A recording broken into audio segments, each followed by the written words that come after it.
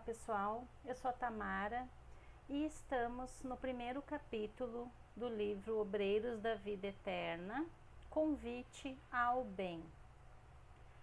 Antes de iniciar os trabalhos de nossa expedição socorrista, o assistente Jerônimo conduziu-nos ao Templo da Paz, na zona consagrada ao serviço de auxílio, onde esclarecido instrutor comentaria as necessidades de cooperação junto às entidades infelizes, nos círculos mais baixos da vida espiritual que rodeiam a crosta da Terra. A maravilhosa noite derramava inspirações divinas. Ao longe, constelações faiscantes semelhavam-se a pérolas caprichosamente dispostas numa colcha de veludo imensamente azul.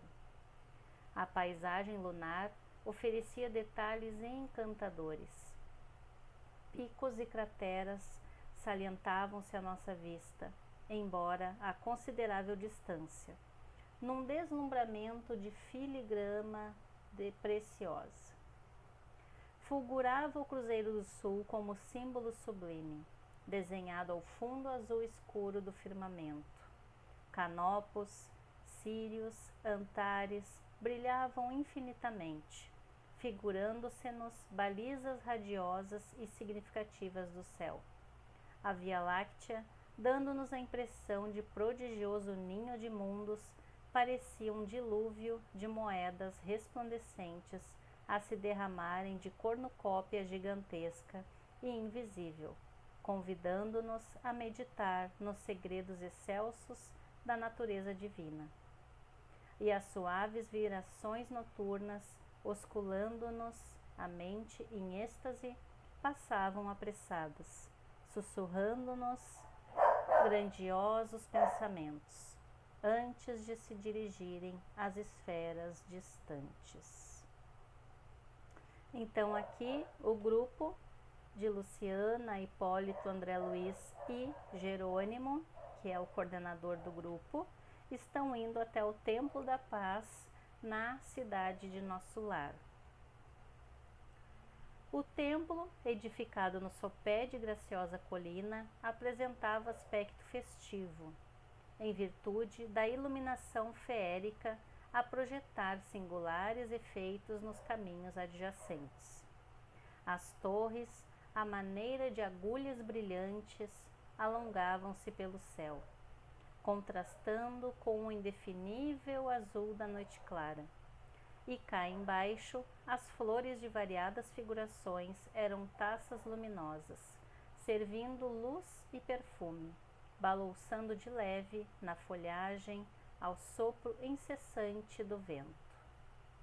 Não éramos os únicos interessados na palestra da noite, porque numerosos grupos de irmãos se dirigiam ao interior, acomodando-se no recinto. Eram entidades de todas as condições, fazendo-nos sentir o geral interesse pelas lições em perspectiva. Seguíamos o assistente Jerônimo, o padre Hipólito, a enfermeira Luciana e eu, constituindo pequena equipe de trabalho, incumbida de operar na crosta planetária durante 30 dias, aproximadamente, em caráter de auxílio e estudo, com vistas ao nosso desenvolvimento espiritual. Jerônimo, o orientador de nossas atividades, pela nobreza de sua posição, percebendo minha curiosidade perante as movimentadas conversações em derredor, explicou gentil. Muito justa a atenção em torno do assunto. Admito que a quase totalidade dos interessados e estudiosos que afluem à casa integram comissões e agrupamentos de socorro nas regiões menos evolvidas. Então tem vários grupos indo até esse local, Templo da Paz, para assistir à conversa, à palestra que se daria ali. E demorando o olhar nas fileiras de jovens e velhos que demandavam o interior acrescentou: a palavra do instrutor Albano Metelo merece a consideração excepcional da noite. Trata-se de um campeão das tarefas de auxílio aos ignorantes e sofredores dos círculos imediatos à crosta terrestre. Somos aqui diversos grupos de aprendizes, e a experiência dele nos proporcionará infinito bem. Breves minutos decorreram e penetramos, por nossa vez, o recinto radioso. Vagavam no ar suaves melodias, precedendo a palavra orientadora. Flores perfumosas, ornamentando o ambiente, embalsamavam a nave ampla. Alguns instantes agradabilíssimos de espera e o emissário apareceu na tribuna simples, magnificamente iluminada.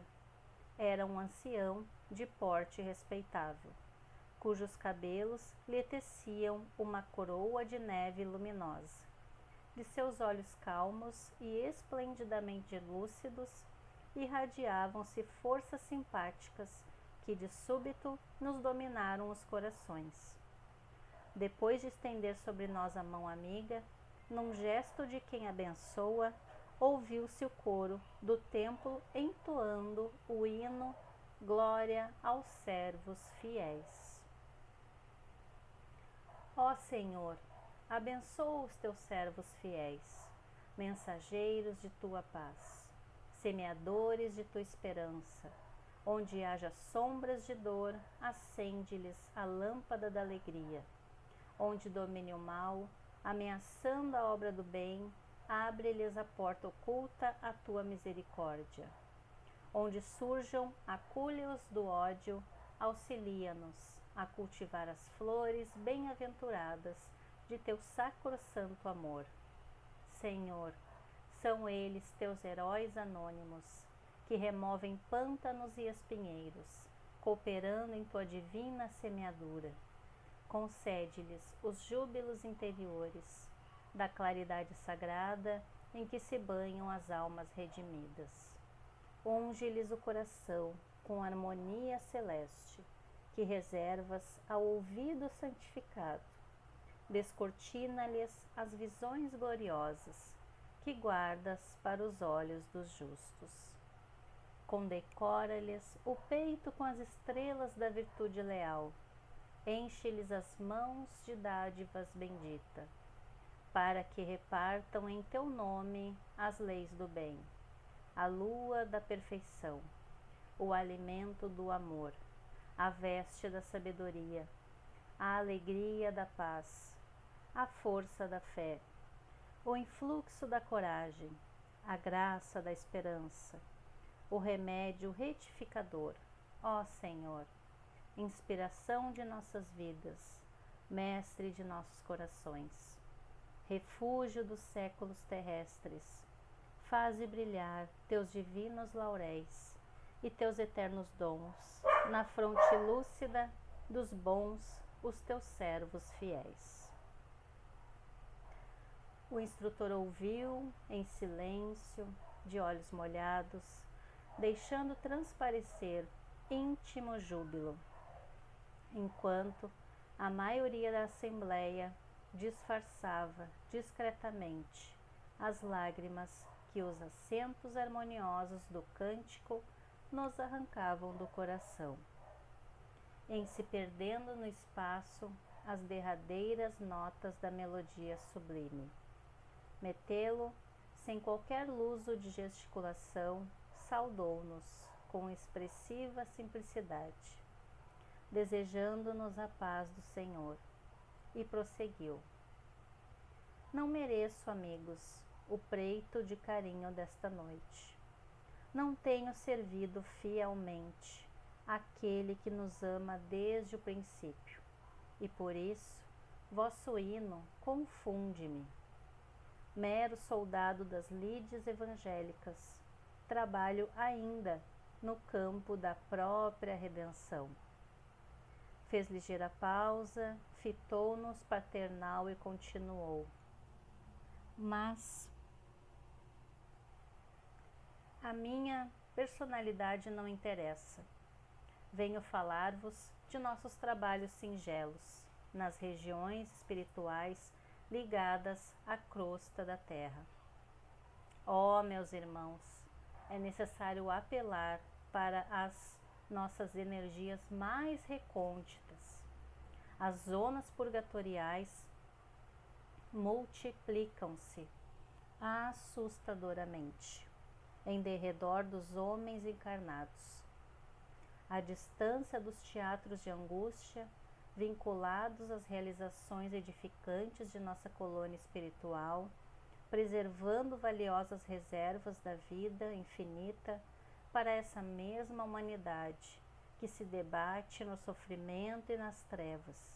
Nem sempre formulamos uma ideia exata da ignorância e da dor que atormentam a mente humana quanto aos problemas da morte. Aqui, Albano Metelo começa a sua conversa falando de quantas regiões purgatoriais multiplicam-se e quantas dores e sofrimentos estão ao derredor da crosta da terra, nessas regiões, ao derredor dos homens encarnados. A felicidade faz que nasçam aqui as fontes inesgotáveis da esperança. Os que se preparam ante os voos maiores da eternidade trazem os olhos voltados para a esfera superior, na contemplação do ilimitado porvir, e os que se esforçam por merecer a bênção da reencarnação na crosta terrestre fixam as suas aspirações mais fortes no soberano propósito de redenção, organizando-se perante o futuro, ousados nas solicitações de trabalho e arrojados no bom ânimo. Todos os pormenores da vida nessa cidade falam alto de nossos objetivos de equilíbrio e elevação. Não longe de nós começam a brilhar os raios da alvorada, radiante dos mundos melhores, convidando-nos à visão beatífica do universo e à gloriosa união com o divino. E o orador fez significativo intervalo, parecendo escutar vozes e chamamentos de paisagens distantes, e prosseguiu. E os nossos irmãos, que ainda ignoram a luz, subiríamos até Deus num círculo fechado? Como operar o ensolamento egoístico e partir a caminho do Pai amoroso e leal que acende o sol para os santos e os criminosos, para os justos e injustos? Metelo mostrou uma chama de zelo sagrado nos olhos percussientes e exclamou, depois de curta reflexão: nós que procuramos a santidade e a justiça, alcançaríamos acaso semelhante orientação se outras fossem as circunstâncias que nos regeneram até aqui? Construtores de nossos próprios destinos, por delegação natural do Criador, onde permaneceríamos agora sem os favores da oportunidade e o obséquio da proteção de benfeitores desvelados? Indubitavelmente, os ensejos de elevação felicitam todas as criaturas. No entanto, é imprescindível ponderar que a bênção da fonte pode converter-se em venenosa água estagnada, se a trancamos num poço incomunicável. E as dádivas recebidas por nós são inúmeras, e os dons que nos foram distribuídos imensos. Seria completo o nosso regozijo havendo lágrimas atrás de nossos passos? Como entoar hinos de hosana à felicidade sobre o coro dos soluços? Nobilíssimo todo o impulso de atingir o cume. Entretanto, que veremos após a ascensão? Entre os júbilos de alguns, identificaríamos a ruína e a miséria de multidões incalculáveis. Aqui ele começa dizendo que é válido nós querermos nos elevar, nós nos preocuparmos com o vigiar e orar, mas que a gente não faça essa caminhada egoisticamente, ao mesmo tempo em que cantamos hosana, como ele diz aqui, teremos atrás de nós o coro dos soluços, de irmãos, de familiares, de vizinhos, de colegas, sofrendo. E é uma sensibilização que eu acho, que ele está fazendo, que ele está provocando a plateia para esse olhar a sua elevação, sim, mas olhar o todo, olhar a todos. Nesse momento, envolvido nas vibrações de profundo interesse dos ouvintes, imprimiu novo acento ao verbo luminoso e tornou com indefinível melancolia. Também eu tive, noutro tempo, a obcecação de buscar apressado a montanha. A luz de cima fascinava-me e rompi todos os laços que me retinham embaixo, encetando dificilmente a jornada. A princípio, feri-me nos espinhos pontiagudos da senda. Experimentei atrozes desenganos. Consegui, porém, vencer os óbices imediatos e ganhei jubiloso, pequenina eminência. Em me voltando, todavia, espantou-me a visão terrífica do vale. O sofrimento e a ignorância dominavam em plena treva. Desencarnados e encarnados lutavam uns contra os outros, em combates gigantescos, disputando gratificações dos sentidos animalizados. O ódio criava moléstias repugnantes. O egoísmo abafava impulsos nobres. A vaidade operava horrenda cegueira. Cheguei a sentir-me feliz diante da posição que me distanciava de tamanhas angústias. Contudo, quando mais me vangloriava dentro de mim mesmo, embalado na expectativa de atravessar mais altos cumes, eis que, certa noite, notei que o vale se represava de fulgente luz. Que sol misericordioso visitava o antro sombrio da dor? Seres angélicos desciam, céleres, de radiosos pináculos, acorrendo as zonas mais baixas, obedecendo ao poder de atração da claridade bendita. Que acontecera? Perguntei ousadamente, interpelando um dos áulicos celestiais. O Senhor Jesus visita hoje os que erram nas trevas do mundo, libertando consciências escravizadas. Nem mais uma palavra. O mensageiro do plano divino não podia conceder-me mais tempo. Urgia descer para colaborar com o Mestre do Amor, diminuindo os desastres das quedas morais, amenizando padecimentos, pensando feridas,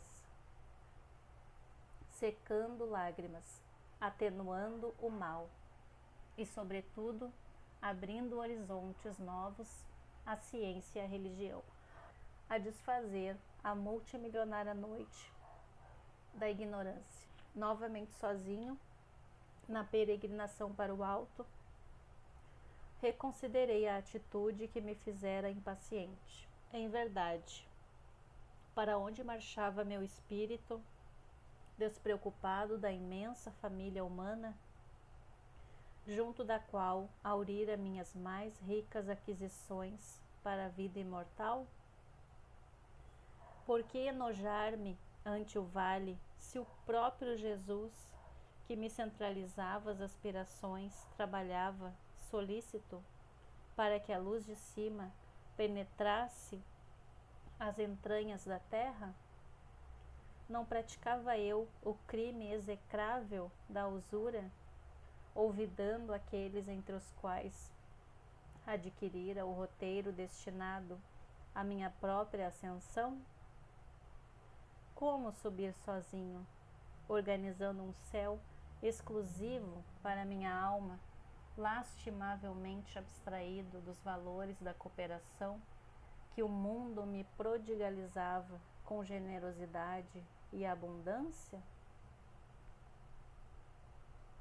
Lembrando aqui também a passagem que está na Antologia Mediúnica de Chico Xavier, onde Pedro desencarna e Jesus vai lá, recolhe ele, acompanha ele até regiões mais altas e diz para ele descansar. E Jesus se despede e Pedro pergunta para ele: Senhor, aonde vais? Indagou o apóstolo, penosamente surpreendido. E Jesus diz: Pedro, enquanto houver um gemido na terra, não me será lícito repousar. Aqui também para lembrar essa passagem com a situação do palestrante Albano Metelo, que traz essa mesma reflexão. Se Jesus, que é o nosso guia, é o nosso irmão mais velho que está nos ensinando e ele continua trabalhando, assim como Deus, por que nós vamos descansar e não olhar para trás, e não olhar para o lado, para os irmãos que estão na mesma jornada que nós? Mostrava-se o instrutor intensamente comovido. Detive-me então, continuou ele, e voltei. Efetivamente, o caminho vertical e purificador da superioridade é a sublime destinação de todos. O cume, bafejado e resplendor solar é sempre um desafio benéfico aos que vagueiam sem rumo na planície. O alto polariza naturalmente as supremas esperanças dos que ainda permanecem embaixo. Todavia, à medida que penetramos o domínio da altura, imprimem-se-nos na mente e no coração as leis sublimes de fraternidade e misericórdia. Os grandes orientadores da humanidade não mediram a própria grandeza, senão pela capacidade de regressar aos círculos da ignorância para exemplificarem o amor e a sabedoria, a renúncia e o perdão aos semelhantes. É por esse motivo que necessitamos temperar todo o impulso de elevação com o sal do entendimento, evitando a precipitação nos despenhadeiros do egoísmo e da vaidade fatais.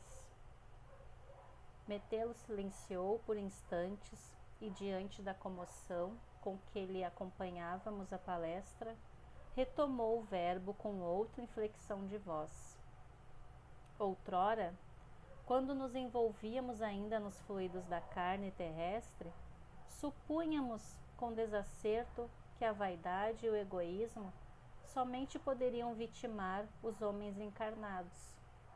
A teologia, não obstante o ministério respeitável que lhe está afeto, enclausurava-nos a mente em fantasiosas concepções do reino da verdade. Esperávamos um paraíso fácil de ser conquistado pela deficiência humana e temíamos um inferno difícil de regenerarmos. Nossas ideias alusivas à morte confinavam-se a essas ridículas limitações. Hoje, porém, sabemos que depois do túmulo a simplesmente continuação da vida. Céu e inferno residem dentro de nós mesmos. A virtude e o defeito, a manifestação sublime e o impulso animal, o equilíbrio e a desarmonia, o esforço de elevação e a probabilidade da queda perseveram aqui, após o trânsito do sepulcro, compelindo-nos à serenidade e à prudência. Não nos encontramos senão em outro campo de matéria variada, noutros domínios vibratórios do próprio planeta, em cuja crosta tivemos experiências quase inumeráveis. Como não equilibrar, portanto, o coração no exercício efetivo da solidariedade? Logicamente, não exortamos ninguém a novos mergulhos no lodo antigo. Não desejamos que os companheiros previdentes regressem à posição de filhos pródigos, distanciados voluntariamente do Eterno Pai. Nem pretendemos interromper a marcha laboriosa dos servidores de boa vontade, a caminho dos cimos da vida. Apelamos tão só no sentido de cooperardes nos trabalhos de socorro às esferas escuras. Sois livres e dispondes de tempo no desempenho dos deveres nobilitantes a que fostes chamados em nossa colônia espiritual. Nada mais razoável que o proveito da oportunidade no planejamento da acesse. Entretanto, na qualidade de velho cooperador das tarefas de auxílio, ousamos rogar vosso interesse generalizado pelos que erram no vale da sombra e da morte, aguardando a esmola possível de vosso tempo em favor dos nossos semelhantes, defrontados agora por situações menos felizes, não em virtude dos desígnios divinos, mas em razão da imprevidência deles mesmos. Contudo, qual de nós não foi invigilante algum dia? Aqui nós colocamos a imagem do centro espírita para nos lembrarmos de que todos já sabemos que somos espíritos, que reencarnamos, que a vida continua e que nós já temos essas certezas e que o Espiritismo nos sugere o exercício da caridade, que fora da caridade não há salvação, fora de olhar para o lado, olhar para um irmão, não tem salvação sozinho. Então fica o convite para que olhemos para o lado, para que na hora de uma prece, que a gente faça prece também para aqueles que a gente não conhece. Fez o orador uma pausa mais longa e continuou. De nossos amigos encarnados, não podemos esperar, por enquanto, concurso maior e mais eficiente nesse sentido. Presos nas grades sensoriais, progridem lentamente na aprendizagem das leis que regem a matéria e a energia. Quando convidados a visitar nossos círculos de edificação, fora da instrumentalidade fisiológica, regressam ao corpo assombrados pelas visões rápidas que lhes foi possível arquivar, e em transmitindo suas lembranças aos contemporâneos, operam a coloração da água simples e pura da verdade com os seus pontos de vista e predileções pessoais no terreiro da ciência, na filosofia e na religião.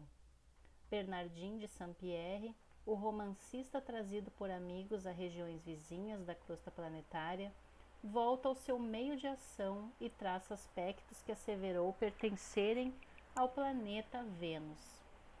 Huygens, o astrônomo, recebe mentalmente algum noticiário de nossas esferas de luta e ensaia teorias referentes à vida em outros mundos, afirmando que os processos biológicos nos orbes distantes são absolutamente análogos aos da crosta da Terra, Teresa d'Ávila, religiosa santificada, transporta-se à paisagem de nosso plano, onde se lamentam almas sofredoras, e torna ao corpo carnal, descrevendo o inferno para os seus ouvintes e leitores. Swedenborg, o grande médium, percorre alguns trechos de nossas zonas de ação e pinta os costumes das habitações astrais, como melhor lhe parece, imprimindo às narrações os fortes característicos de suas concepções individuais. Quase todos os que vieram momentaneamente ao nosso campo de trabalho voltam ao esforço humano, exibindo a experiência de que foram objeto, pincelando-a com a tinta de suas inclinações e estados psíquicos.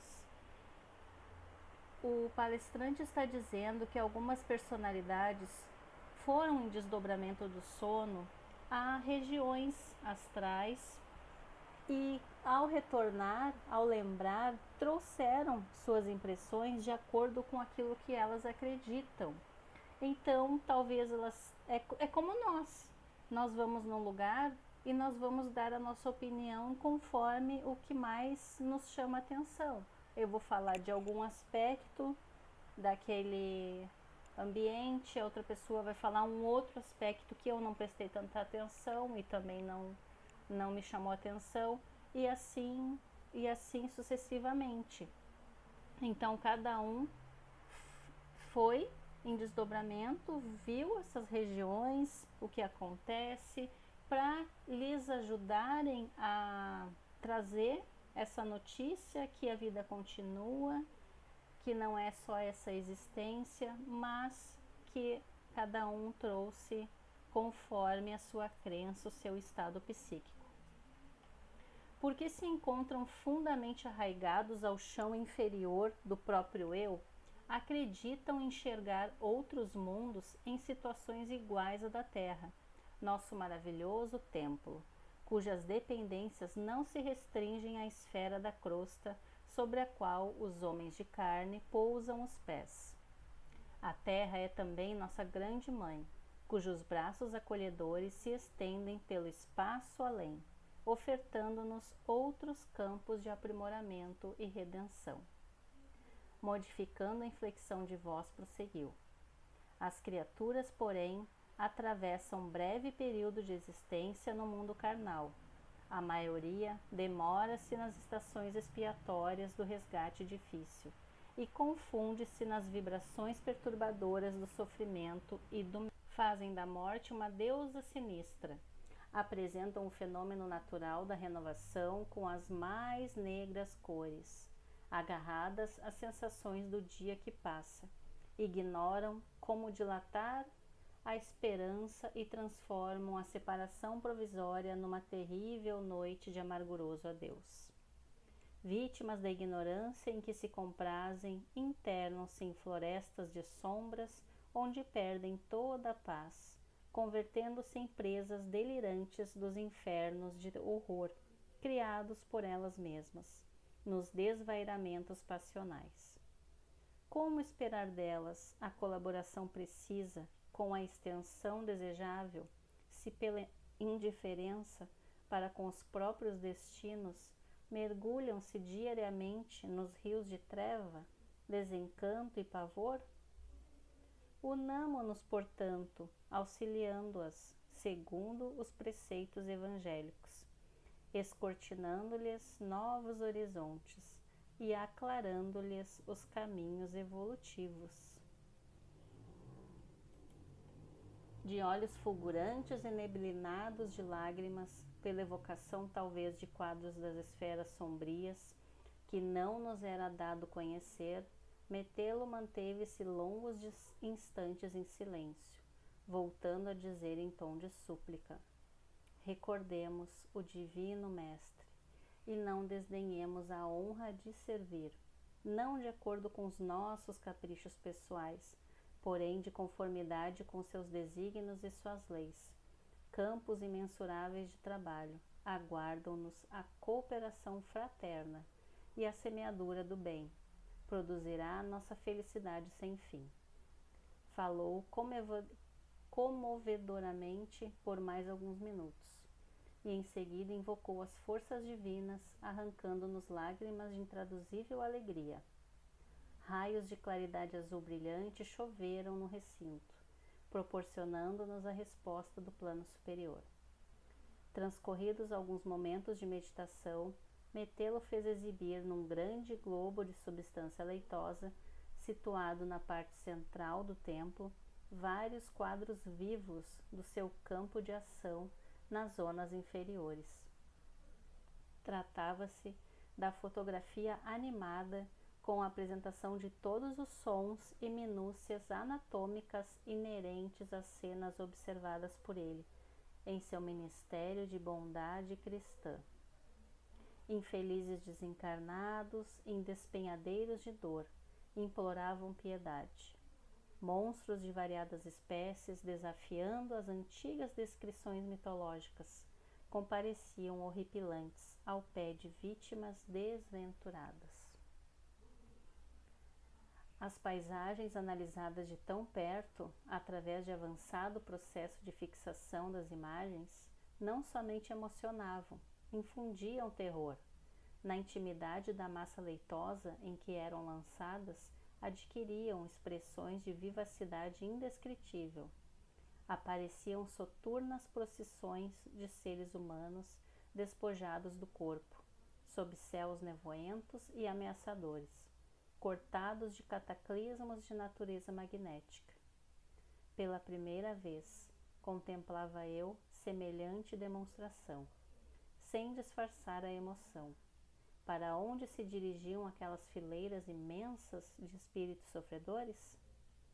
Como se sustentariam os ajuntamentos de almas desalentadas e semi-inconscientes que me era dado divisar ali, ante os meus olhos tomados de assombro, atoladas em poços escuros de lama e padecimento?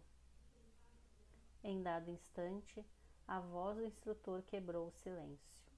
Diante de um quadro extremamente doloroso, exclamou em voz firme: muitos de vós sabeis que tenho nesses centros expiatórios os que me foram pais bem-amados, na derradeira experiência vivida na carne, prisioneiros ainda de torturantes recordações. No entanto, crede, não nos move qualquer propósito egoístico nas tarefas de auxílio, porque temos aprendido com o Senhor que a nossa família se encontra em toda parte. Observei que ninguém ousou voltar-se para metê-lo em seu testemunho de humildade. Comovidíssimo por minha vez, ante a demonstração de entendimento evangélico a que assistia, notei o olhar expressivo que o assistente Jerônimo me endereçou, ao término do noticiário animado e sonoro, e procurei alijar de mim mesmo a preocupação de algo saber, acerca do drama particular do orientador, anulando meus inferiores impulsos de mera curiosidade. Findos os trabalhos, que ocuparam pouco mais de 2 horas, inclusive a palestra instrutiva, vários grupos eram apresentados ao instrutor, por um dos dirigentes do templo. Tive a impressão de que a assembleia, em sua feição quase integral, era constituída de legítimos interessados nos trabalhos espontâneos de ajuda ao próximo. Pelas saudações e pelas frases de que se faziam acompanhar, percebi que se aglomeravam no recinto pequenos e grandes conjuntos de servidores, em diversas missões, com objetivos múltiplos. Consagravam-se alguns ao amparo de criminosos desencarnados, outros ao socorro de mães aflitas, colhidas inesperadamente pelas renovações da morte.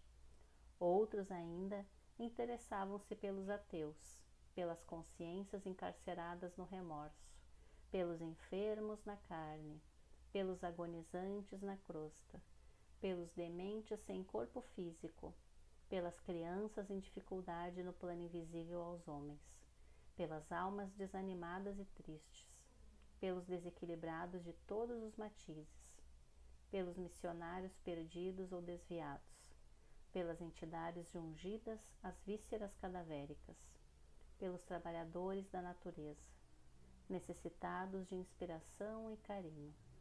Para todos, possuía o mentor uma sentença generosa de estímulo e admiração. Chegada a nossa vez, Jerônimo nos apresentou gentilmente. Metelo, temos aqui 3 companheiros que me seguirão agora, em missão de socorro. Muito bem, exclamou o interpelado. Que o divino servidor os inspire. Então, ali naquele local onde eles estavam, tinham várias pessoas, vários espíritos, e ali tinham várias equipes espontâneas de trabalho voluntário e de interesses diferentes, o que é muito interessante e também muito consolador sabermos que não estamos abandonados em nenhum momento. Abraçou-nos com simplicidade e perguntou: partem com obrigação especializada? Sim, esclareceu nosso orientador. Devemos atender nos próximos 30 dias a 5 dedicados colaboradores nossos, prestes a desencarnarem na crosta. Trabalharam fiéis à causa do bem, e as nossas autoridades encarregaram-nos de atender-lhes os casos pessoais. Prevejo muito êxito, comentou Albano, fixando em nós o olhar sereno.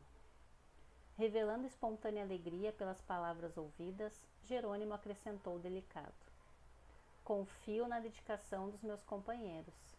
Seguem comigo um ex-padre católico, uma enfermeira e um médico. Seremos 4 servos em ação ativa. Compreendo. Vamos com autorização para efetuar experiências, estudos e auxílios eventuais, de conformidade com as circunstâncias, em vista do caráter de nosso trabalho, que nos prodigalizará ensejo a diferentes observações. Enviou-nos Metelo reconfortante sorriso de otimismo e confiança. Cumprimentou-nos individualmente e, depois de abraçar o nosso diretor, com intimidade exclamou: que o mestre os ilumine e conduza. Eram as palavras de despedida. Outro grupo socorrista aproximou-se dele e retiramo-nos do Templo da Paz, repletos do pensamento salutar de servir aos semelhantes em nome de Deus. Lá fora, à noite, de maravilhas, era bem uma festa silenciosa, em que o aroma das flores convidava para o banquete celeste da luz. E aqui a gente finaliza o primeiro capítulo da obra Obreiros da Vida Eterna. Então, nos encontramos no próximo capítulo. Um beijo a todos, fiquem com Deus.